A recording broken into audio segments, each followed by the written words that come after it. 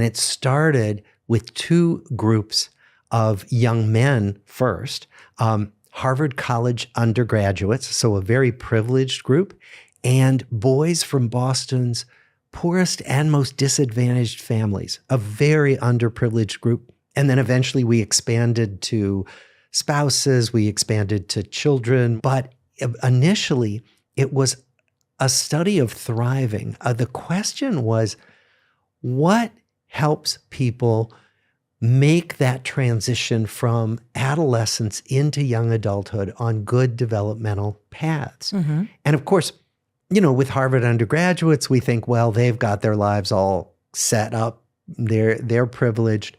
But with the inner city boys, and they were on average about 12 when they entered the study, the question was, how do some children from really disadvantaged homes manage to stay on good developmental paths and grow up into healthy, happy adults? So both groups were studied with the question of what helps us thrive. And how did the study work? So you started in 1938. You've got a group of two very different people, right? Or that's the assumption, because they come from very different backgrounds. And how did the study actually work? Well, the Harvard group consisted of 268 young men, and the inner city group, 456. We started with medical exams, psychological interviews. We went to their homes and talked to their parents and sometimes their grandparents. And the workers made notes about like disciplinary style in the home and even what was being served for dinner in 1938. And then they were followed all the way through adolescence into adulthood.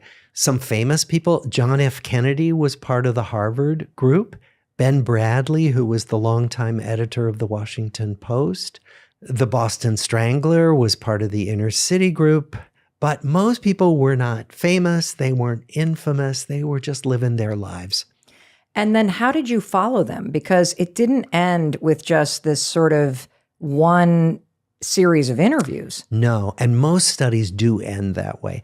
Or most studies that try to follow people over time stop before 10 years are up because too many people drop out. Mm-hmm. So this study followed people year after year with questionnaires. How's your life going? Interviews every 10 years where we went to their homes and sat down with them and talked about their lives, medical exams, getting their medical records from their doctors.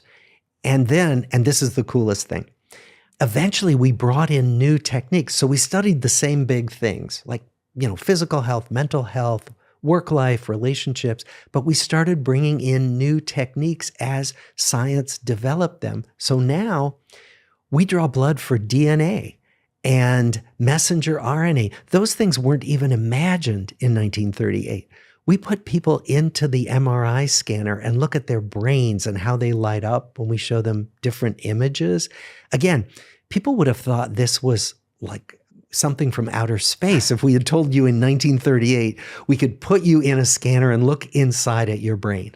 So it's a really exciting way to see how we can bring in the new tools of science to look at the same questions about well-being.